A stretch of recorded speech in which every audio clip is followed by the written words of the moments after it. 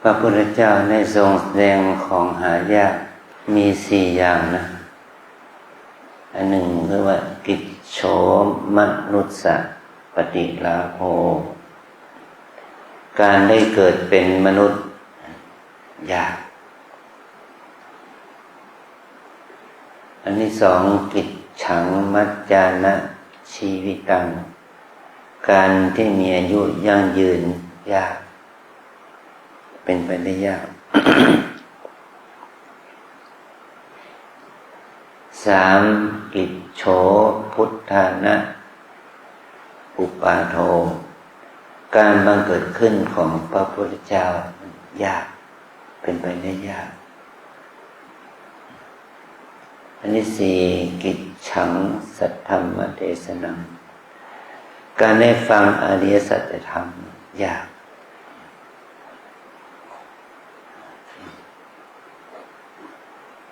เราทั้งหลายอาจจะคิดแย้งกับคำสอนของพระพุทธองค์นะการเกิดเป็นมนุษย์มันยากอะไรมันยากที่ไหนง่ายจะตายถ้าไม่คุมกำเนิดเห็นไหมอันนี้การเกิดเป็นมนุษย์กับการเกิดเป็น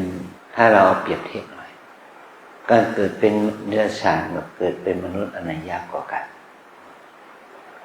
เนื้อฉานเนี่ยมันเกิดครั้งหนึ่งเนี่ยไข่เต็มท้องเป็นหมื่นฟองแสนฟองล้านฟองเมื่อเราเห็นว่า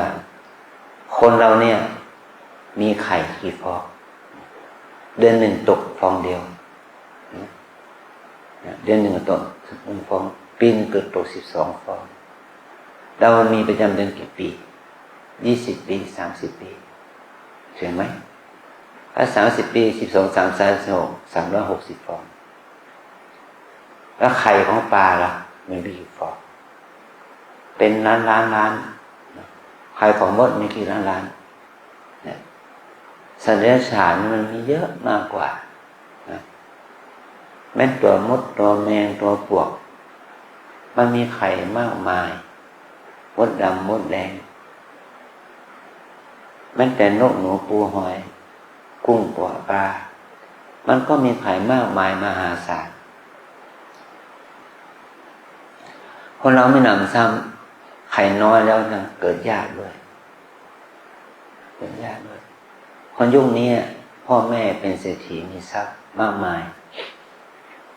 มีลูกคน2 คนแต่พวกเราสมัยก่อนเนี่ยยุคอายุ50-60 ปีนะพ่อแม่ยากจนหาเช้ากินค่ำมีลูกเป็นโหลแต่ปัจจุบันนี้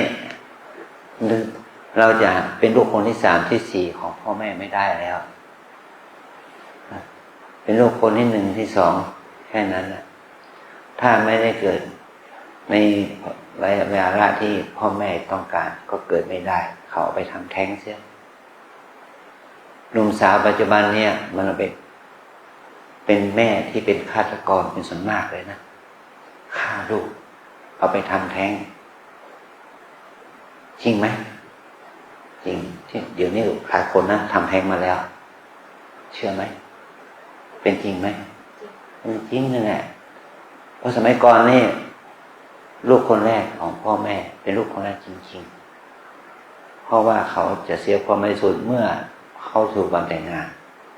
ใช่ไหมไอ้เราเนี่ยเสียความบริสุทธิ์แต่เป็นสาวนักเรียนนักศึกษาเลยครับเราจะเป็นนางสาวโสดในวันแต่งงานเนี่ยยากยิ่งกว่ายากมันต้องหาเข็มในมหาสมุทรนะเป็นจริงไหมล่ะจริงนะมันเป็นจริงเดี๋ยวนี้ลูกหลานพาแฟนมาพักที่บ้านก็ยังมีนะลูกชายลูกสาวพาแฟนมานอนกกกันในบ้านนี่แหละพ่อแม่ก็ไม่กล้าดีกว่าที่มันจะไปเที่ยวเล่นเสพข้างนอกปล่อยให้มันกกกันในบ้านนั่นแหละอย่างนี้ดีกว่าอย่างนี้นะมันเป็นจริงไหมจริงเนาะนั่นแหละ ม มันเป็นการยากที่จะความบริสุทธิ์จากความเป็นชายบริสุทธิ์หญิงบริสุทธิ์นั้นยากมากเพราะค่านิยมของคนมันผิดไปแล้วการผิดศีลผิดธรรมมันมีความชอบธรรมของโลกนะนี่การได้เกิดมาเป็นมนุษย์นี่มันเป็นการยากอย่างนี้แหละอันที่สองการได้เกิดมาเป็นมนุษย์ที่ว่ายากนะครับแบบอย่างเมื่อกี้เนี่ยฉันหวังว่าฉันจะเกิดเป็นลูกคนแรกมันไม่ได้แล้วเอาไปทำแท้งใช่เกิดลูกคนที่สองที่สามไม่พอไม่จะรักษาเขาก็ไปทำแท้งเสียเพราะเหตุนี้มนุษย์เราเนี่ยในโลกนี้ประมาณ 8,000 ล้านคน 8,000 ล้านคนเนี่ยมันน้อยกว่าสัตว์เดรัจฉานที่อยู่ในเชียงใหม่นะเราลองคิดถึงว่า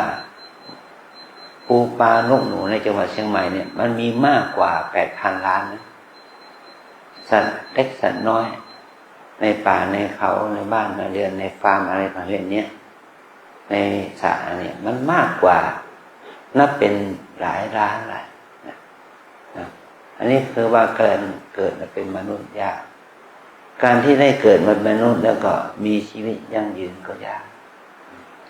เพราะว่าสัตว์ทั้งหลายเนี่ยก็เปรียบเทียบว่าวันหนึ่งคนในโลกเนี่ยมันฆ่าปลากี่ตัวไม่ใช่พันล้านตัวนะหมื่นล้านแสนล้านตัวฆ่ากุ้งฆ่าหอยไปกี่ตัวฆ่าเป็ดฆ่าไก่กี่ตัวนะมันก็มากกว่าฆ่านกฆ่าหนูฆ่าปูฆ่าปลาฆ่าวัวฆ่าควายเอามากินเป็นอาหารมีกี่ตัวเนี่ยที่ว่าการได้มีชีวิตยั่งยืนในความเป็นมนุษย์นั้นยากเนี่ยคือความที่เรามีความโชคดีที่เราได้มีโอกาสได้มาปฏิบัติเนี่ยยากเพราะอะไรเพราะว่าการเกิดขึ้นมาของพระพุทธเจ้ายากพระพุทธเจ้าเนี่ยกับหนึ่งเกิดได้องค์เดียวไม่ใช่เกิดได้ทุกวันนะไม่ใช่เกิดได้ทุกเดือนทุกปีทุกศตวรรษว่าปีไหนพระพุทธเจ้าเกิดมาองค์ไม่มีพระพุทธเจ้าให้เกิดมาแล้วหนึ่งกับเกิดมาองค์เดียวนะสัจธรรมของพระพุทธเจ้าจึงฟังได้ยากเพราะพุทธศาสนาเนี่ยมีอายุไม่ที่ท่านกล่าวว่ามีไม่ถึง 5,000 ปีก็จะหมดละทำไมถึงหมดแล้วเพราะว่าคนที่ไม่มีความศรัทธาไม่มีความเชื่อตามหลักอริยสัจสี่มันมีมากขึ้นตามหลักนะ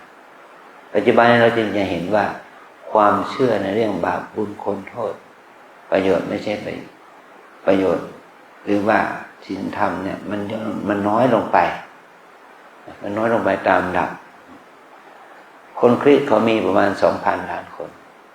คนอิสลามมีประมาณ 2,000 ล้านคนคนฮินดูมีประมาณพันล้านกว่าคนที่ไม่มีศาสนามีประมาณ1,000 ล้านคนที่นับถือศาสนาพุทธมีเท่าไหร่ประมาณ500 ล้านคนเนี่ยยากนะที่เราจะนับถือพุทธศาสนาได้นะมีแค่ถ้ามีนับถือพุทธศาสนาแล้วจะมีความศรัทธามีความเชื่อมีความเลื่อมใสในหลักธรรมแล้วก็น้อยลงไปอีกมีแต่คนที่ไม่มีความเชื่อไม่มีความเลื่อมใสในพระสัทธรรมเป็นจำนวนมากโดยเฉพาะการปฏิบัตินะยากมากชาวพุทธในเมืองไทยเราเนี่ยก็มี60 กว่าล้านคน60 กว่าล้านคนเนี่ย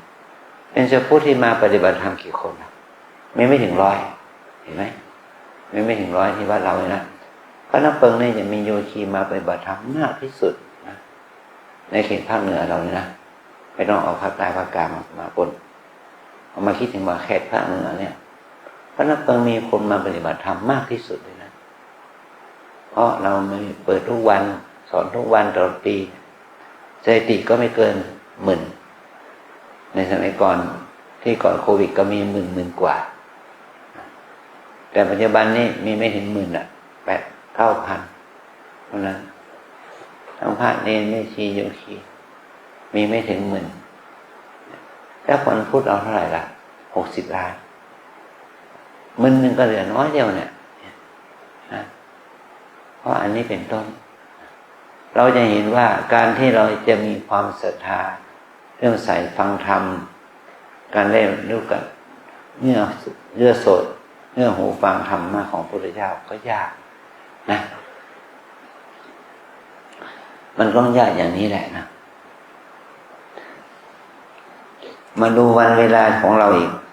3 วัน3 วันเป็นแถบเลยวันนี้พรุ่งนี้ไม่เดือนนี้ก็ตามนั้นกลับแล้วมันจะได้ธรรมะอะไรได้ความเจ็บความปวดความเมื่อยนะได้แต่ความฟุ้งซ่านได้แต่ความหิวความกระหายได้ความรู้สึกร้อนอบอ้าวเมื่อกี้เนี่ยเปิดแอร์ไม่นะยังไม่พอเปิดพัดลม5-6 ตัวไม่มีเปิดสามัญสำนึกประหยัดไฟฟ้าเลยให้เรารู้ถึงว่าอะไรควรทำอะไรไม่ควรทำนะไม่ใช่ว่าจะหนีความเย็นแต่มันเหมาะสมไหมให้รู้ถึงการประหยัดพลังงานบ้างไฟฟ้าค่าไฟฟ้าค่าน้ำมันแพงเราจะต้องช่วยกันประหยัดสิมีห้องแอร์มีแอร์ก็เปิดแอร์กันหึมเลยอย่างเนี้ยมันก็ไม่ก่อให้เกิดคุณค่าในการใช้สอยในการใช้แบตในการใช้พลังงานนะถ้าเป็นบ้านเราล่ะเราจะต้องประหยัดไฟนะก็ฉันรับผิดชอบเรื่องค่าน้ำค่าไฟที่วัดฉันก็ต้องประหยัดไฟเช่นเดียวกันนะประหยัดพลังงานเช่นเดียวกันแต่ฉันก็ไม่ตระหนี่ถึงการว่าจะห้ามเปิดแอร์ห้ามเปิดพัดลมให้มันใช้เหมาะสมหน่อยเท่านั้นเองเข้าใจไหมให้เรารู้ถึงความประหยัดว่าเงินทองมันไม่ใช่ว่าใครเอางบประมาณมาให้เราใช้จ่ายเงินทองก็เกิดจากญาติโยมทำบุญนั่นแหละถ้าญาติโยมทำบุญให้เรามาช่วยจ่ายเพื่อเฟื่อยเนี่ยมันจะเป็นที่ศรัทธาหรือเปล่าล่ะมันก็ไม่เป็นที่ศรัทธาเขาบริจาคด้วยน้ำพักน้ำแรงเรามาใช้จ่ายฟุ่มเฟือยมันก็ไม่โอเคเนาะให้เรารู้สึกเห็นคุณค่าของพลังงานนะเนี่ยสิ่งเหล่านี้เราต้องรู้จักประโยชน์มีปัญญาพัฒนาชีวิตของเรามีวุฒิภาวะที่ดีงามนะที่เราใช้สอยอะไรก็ตามแต่ให้มันมีความรู้สึกสำนึกถึงประโยชน์ของการใช้สอยนะอันนี้เป็นเรื่องพื้นฐานแต่เรื่องที่เราจะต้องมาปฏิบัติเนี่ยมันเป็นเรื่องพิเศษเป็นเรื่องใหญ่สำหรับเรานะเรามาเพื่ออะไรล่ะเราถามตัวเองสิเรามาปฏิบัติธรรมเพื่ออะไรเพื่ออะไรเราโยคีตอบตัวเองสิพูดออกมาได้มาปฏิบัติธรรมเพื่ออะไร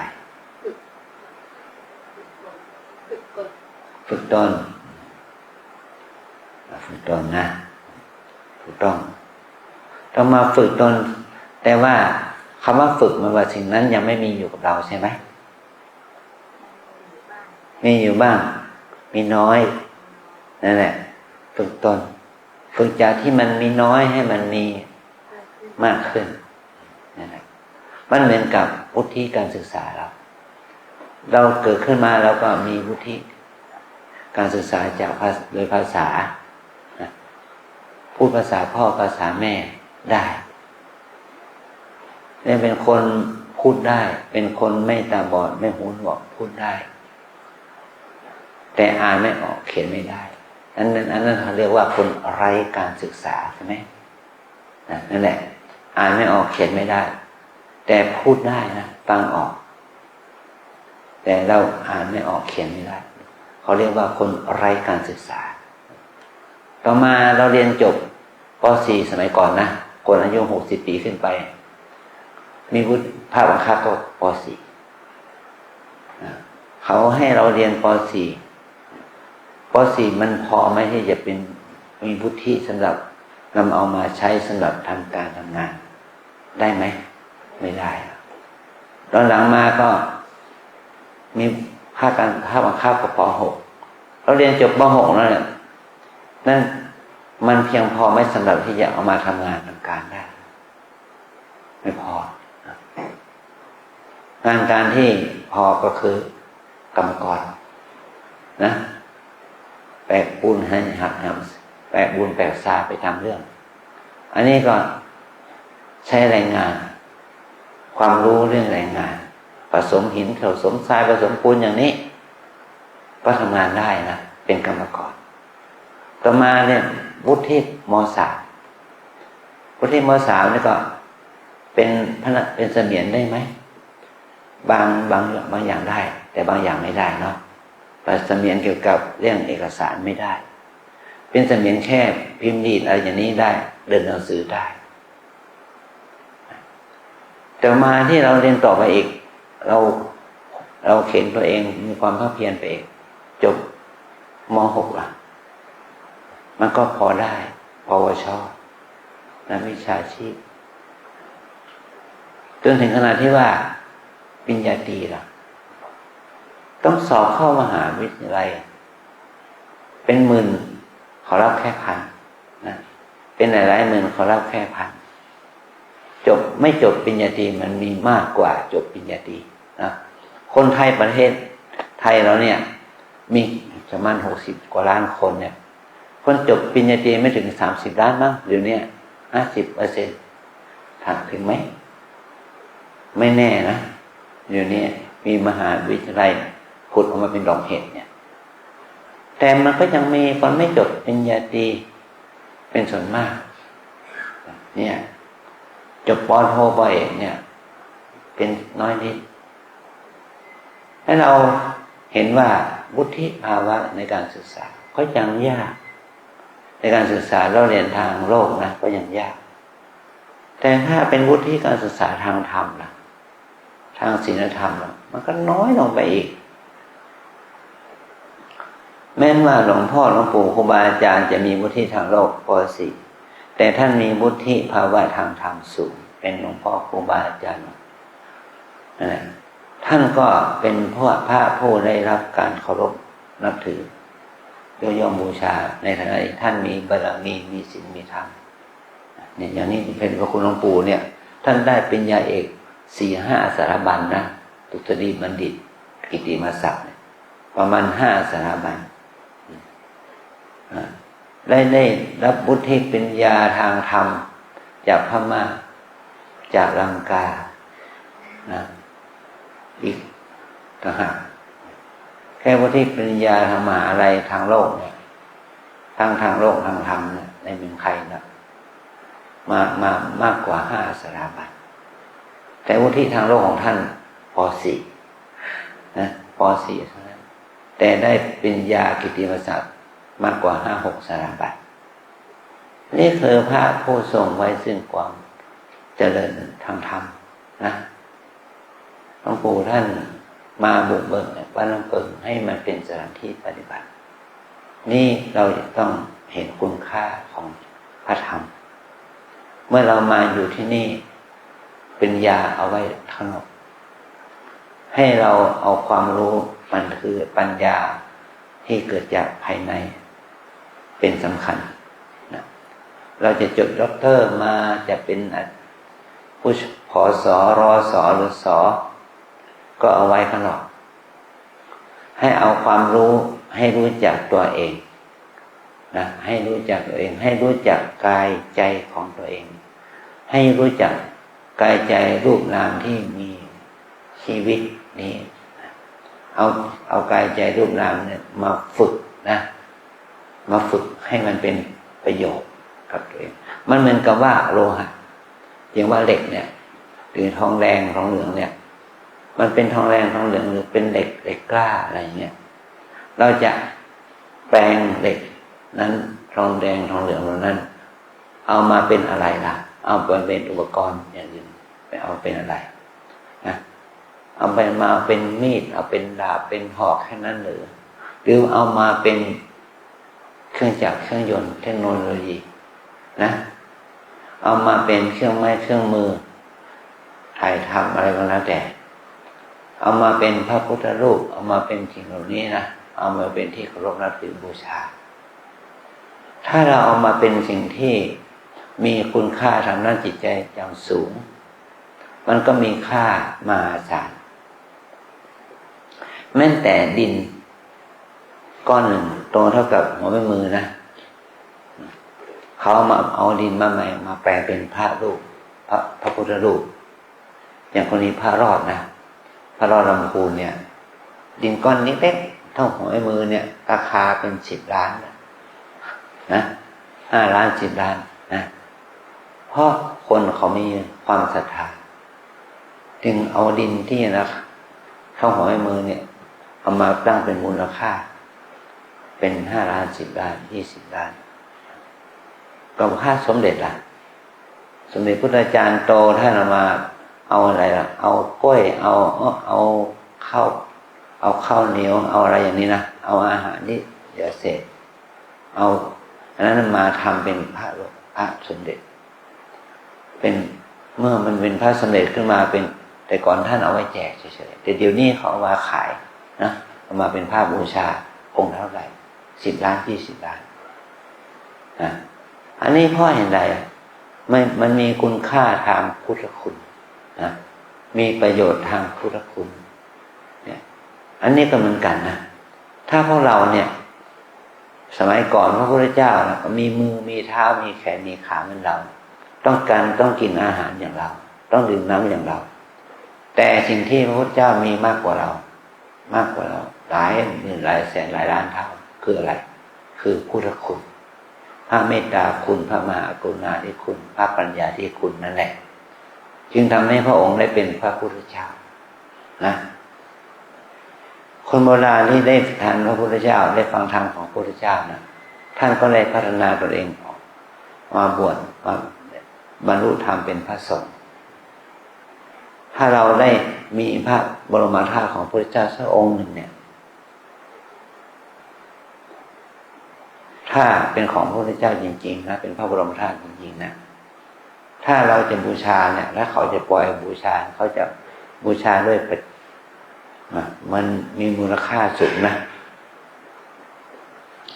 พระธาตุของหลวงพ่อหลวงปู่นะเกศาธาตุอธิธาตุของหลวงพ่อหลวงปู่เมื่อผ่านมาเป็นธาตุเป็นแก้วขึ้นมาเนี่ยก็มีมูลค่าสูงมีมูลค่ามากเพราะเหตุใดจึงเป็นอย่างนั้นก็เพราะว่าท่านสะสมสมาธิคุณศีลคุณปัญญาคุณของท่านให้เกิดผลอันนี้ค่าของคนเนี่ยมันมีผลทางด้านจิตใจเป็นลำแรกแล้วก็มีผลทางด้านร่างกายแม้แต่เกศาเส้นผมของครูบาอาจารย์หลวงพ่อหลวงปู่มันจึงกลายเป็นแก้วกลายเป็นธาตุได้เพราะเห็นว่าท่านมีคุณนะมีพระมีปัญญาคุณมีสมาธิคุณมีศีลคุณมีศีลสมาธิปัญญานั่นแหละเราทั้งหลายก็เหมือนกันอาจารย์มีข้าวให้กินมีน้ำให้ดื่มมีน้ำมีไฟใช้ให้เราได้อยู่สุขสบายแต่ถ้าเราใช้เวลานั้นแต่ถ้าเราใช้เวลาที่เรามาอยู่ที่นี้มาใช้ให้เกิดคุณมันจะเป็นบุญแก่เรานะเนี่ยมันจะเป็นบุญแก่เราถ้าเราไม่เอามาใช้ให้เป็นคุณมันก็ไม่เป็นบุญแก่เรานะเนี่ยคือความดีนี้ไม่มีขายอยากได้ทำเองนะบุญนี้ไม่มีขายอยากได้ทำเองโยมจะมาขอซื้อบุญกรรมฐานจากอาตมาไหม5 นาที 10,000 บาท10 นาที50,000 บาท1 ชั่วโมง 100,000 บาทยอมเงิน100,000มาซื้ออาตมาก็ขายไม่ได้ไม่มีขายเนาะอย่างนี้แหละนะใน1 ลมหายใจนี่แหละ ขายลมหายใจเข้าขายลมหายใจออกให้มันเป็นบุญขายได้ไหมมันก็ไม่ขายไม่ได้มันไม่มีขายเราจะต้องหายใจเองมีสติสัมปชัญญะด้วยตัวเราเองนะเนี่ยเรามาขอรับกรรมฐานเนี่ยขอรับแนวทางนะไม่ใช่ขออะไรเลยขอรับแนวทางสำหรับนำเอาแนวทางนี้ไปปฏิบัติ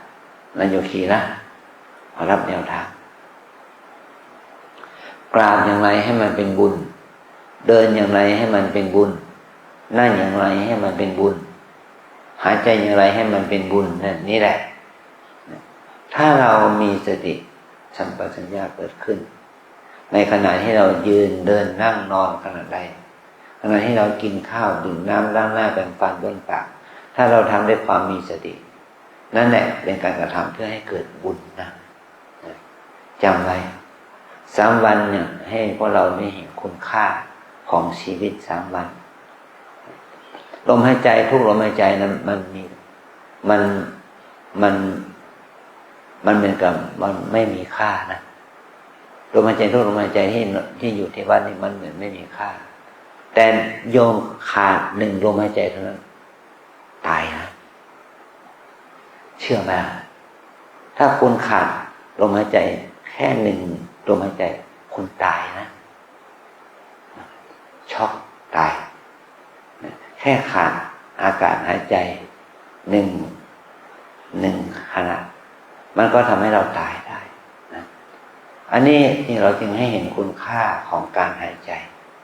เดินนั่งยืนเดินนั่งนอนเนี่ยให้มันมีค่าให้มีสติสัมปชัญญะนะสิ่งที่มีค่าคือว่าทำยังไงกันให้หายใจได้บุญทำยังไงนั่นเราหายใจเป็นบุญนะ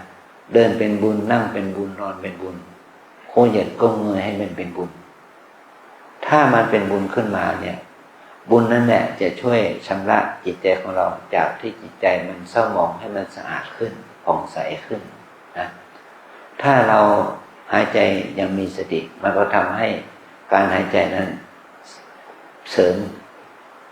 มจิตใจของเราให้มีคุณธรรมนะคุณธรรมความดีมันจะได้เกิดขึ้นกับเรานะพยายามกินน้อยบอกกินให้อิ่มกลางวันกินให้อิ่มแต่ถ้ามันอิ่มแล้วมันง่วงก็ดื่มน้ำให้มากหน่อยกินน้อยเขาให้กิน2 มื้อเนาะเราละศีลข้อ 6ไปเลยวิการโภชนาให้กินน้อยคำว่ากินน้อยมากอย่ากินมื้อที่3กินน้อยกินให้พออิ่มพอให้ร่างกายตั้งอยู่ได้นอนน้อยแล้วทุกคนนอนเป็นนะนอนหลับได้นะหลังหัวถึงพื้นบางคนเนี่ยโชคดีหัวถึงพื้นก็นอนหลับเลยแต่บางคนเนี่ยนอนแล้วไม่หลับพลิกไปพลิกมาเป็น1 ชั่วโมง 2 ชั่วโมงตื่นขึ้นมาก็งัวเงียหาความขอพลิกกระเป๋าไม่ได้ก็ทำให้เกิดอาการง่วงนอนเมื่อยล้าก็ทำให้เกิดเป็นคนที่ว่าหลับยากหลับได้น้อยแต่ถ้าเรามาเป็นนักปฏิบัติเนี่ยจิตใจเราผ่องใสขึ้นจิตใจเราไม่เครียดหลับ6 ชั่วโมงอย่างมากนะไม่ได้มีเวลาฝึกฝนอารมณ์ตัวเอง18 ชั่วโมงตั้งแต่ตื่นนอนทำวัดสวดมนต์ไหว้พระฟังธรรมเช้าเช้าสอบอารมณ์เดินจงกรมนั่งสมาธิฉันเพลแล้วก็ต่อมาก็รับฟังโอวาทคำสอนของครูบาอาจารย์ปฏิบัติต่อไปถึงเย็นทำวัดสวดมนต์ต่อไปก็ปฏิบัติต่อจนถึงกลางคืน3 ทุ่ม 4 ทุ่มเวลาเหล่านี้จะเป็นเวลาที่เราทำกิจกรรมทุกอย่างให้เป็นไปในทางที่เป็นบุญนะเนี่ยคือปฏิบัติให้มากกินน้อยนอนน้อยที่สำคัญคือพูดน้อยจำไว้เรามาที่วัดนี้เราไม่ใช่มาเป็นนักพูดไม่ใช่มาเป็นนักประชาสัมพันธ์ขอให้เงียบงดพูดนะไม่ใช่เข็มขัดกัดสบายนะท่านเตือนให้เรามีสติพยายามอย่าพูดกับใครให้ พูดกับตัวเองให้มากที่สุดให้ใส่ใจดูใจตัวเองให้มากที่สุดนะเรามาอยู่ที่นี่นะเดี๋ยวนี้นะโยคีไทยเป็นคนส่วนน้อยไปแล้วคนฝรั่งต่างชาติมากกว่าเรานะคนฝรั่งต่างชาติเดี๋ยวนี้มีถึง70-80 คนนะทั้งต่างชาติทั้งเอเชียยุโรปนะแต่คนไทยเราเนี่ยมีไม่ถึง70-80แต่ถ้าบางครั้งเนี่ยคนไทยเรามากขึ้นนะถึง80-90ถึง100-120มันก็เป็นประชากรส่วนมากได้แต่บางช่วงเนี่ยคนไทยเรานี่เป็นประชากรส่วนน้อยของผู้ปฏิบัติซะแล้วเราจะทำยังไงให้เราปฏิบัติให้ได้คุณภาพจากการที่เราได้มาปฏิบัติเนี่ยอันนี้คือเป็นจุดบอดของเราคือเรามาน้อยเกินไปคนต่างชาติเนี่ยชาวจีนอย่างนี้นะชาวยุโรปอเมริกาเนี่ยเข้ามาปฏิบัติคนหนึ่งนี่อย่างน้อย10 วัน10 วันเป็นอย่างน้อย26 วัน1 เดือน45 วัน3 เดือนเขาอยู่นานนะเขาปฏิบัตินานแต่เขาไม่ได้ปฏิบัติแค่3 วันอย่างเราหรอกอย่างนี้แหละนี่คือสิ่งที่เขาได้ความเพียรเขาได้ความอดทนเขาได้เวลาความที่เขาได้เวลาได้ความเพียรของเขาจึงทำให้เขาเข้าใจอะไรเข้าใจตัวเขาเองตัวเขาเนี่ยคือใครตัวเขาจะได้รู้จักตัวเขาเองได้ชัดเจนขึ้นได้เห็นถึงความกตัญญูกตเวทีต่อตัวเองให้ได้เห็นความกตัญญูกตเวทีต่อพ่อต่อแม่ต่อบรรพชนนะให้เห็นคุณค่ารู้ถึงประโยชน์ของพระพุทธเจ้าพระธรรมพระสงฆ์ให้รู้ถึงคุณค่าประโยชน์ของครูบาอาจารย์ที่สั่งสอนเขาเพราะว่าเขานั่นเอาเวลาของชีวิตเป็นเดือนนะเดือน2 เดือนเนี่ยเอามาฝึกอย่างนี้แหละจึงทำให้เขาเห็นประโยชน์ของพระพุทธศาสนามันจึงทำให้เขาเห็นประโยชน์ของพระธรรมวินัยวัดเราเนี่ยให้โอกาสอยู่แล้วแต่เราไม่ฉวยโอกาสนั่นเองมาหาฉวยโอกาสแค่2-3 วันมันเหมือนกับว่าเราเข้าไปในห้างไปเดินรอบห้างเราไม่ซื้ออะไรเลยมันได้ของอะไรล่ะมันก็ได้เปล่าของคืนเปล่านั่นแหละถ้าเราเข้าห้างเราไปซื้อของจำเป็นที่ต้องซื้อของถูกคุณก็ได้ของถูกซื้อของปานกลางคุณก็ได้ของปานกลางคุณซื้อของแพงคุณก็ได้ของที่มีคุณภาพนั่นแหละนะอันนี้ก็เป็นการควรมาที่มีพันคำสอนของพุทธศาสนาถ้าคุณปฏิบัติน้อยปฏิบัติแบบแก้บนคุณจะไม่ได้อะไรเลยถ้าคุณปฏิบัติเพื่อความเลื่อมใสศรัทธาในพระรัตนตรัยคุณจะได้แม้จะได้นิดหน่อยรากงอกยอดแทงประเภทนั้นนะแต่คุณมันต้นไม้ต้นโพธิธรรมเนี่ยมันต้องใช้เวลาในการสะสมบารมีเหมือนกับต้นไม้ถ้าเราปลูกจากเม็ดเนี่ยรากงอกยอดแทงมันก็รู้ว่ามันไม่พอถ้าปลูกขึ้นไปแล้วเป็นก้ามันก็ยังไม่เป็นผลเป็นดอกเป็นผลก็ได้ถ้าปลูกขึ้นมา3 ปี5 ปี10 ปีมันจึงมีดอกมีผลอันนั้นเป็นเครื่องบ่งบอกถึงความภาคเพียรนะเปรียบเทียบว่ามันถึงความภาคเพียรของเราว่าเราจะต้องมีความเพียรมีความภาคเพียรในการทำภารกิจน้อยใหญ่นี่คือประโยชน์ที่เราได้เป็นชาวพุทธเป็นพุทธศาสนิกชนในฐานะที่เราได้มาอยู่ที่นี่มาที่นี่มาเป็นโยคีผู้ปฏิบัติธรรมนี่แหละเราอาศัยตัวเราเองนี่แหละกายใจนี่แหละมือเท้านี่แหละเอามาเป็นอารมณ์กรรมฐานนะเอามาเป็นอารมณ์กรรมฐานเนี่ยกรรมฐานไม่ใช่อะไรก็คือกายใจเรานี่เองนะเข้าใจนะเอาละตอนนี้ไปให้รับกรรมฐานนะพนมมือว่าตามวิปัสสนากรรมฐาน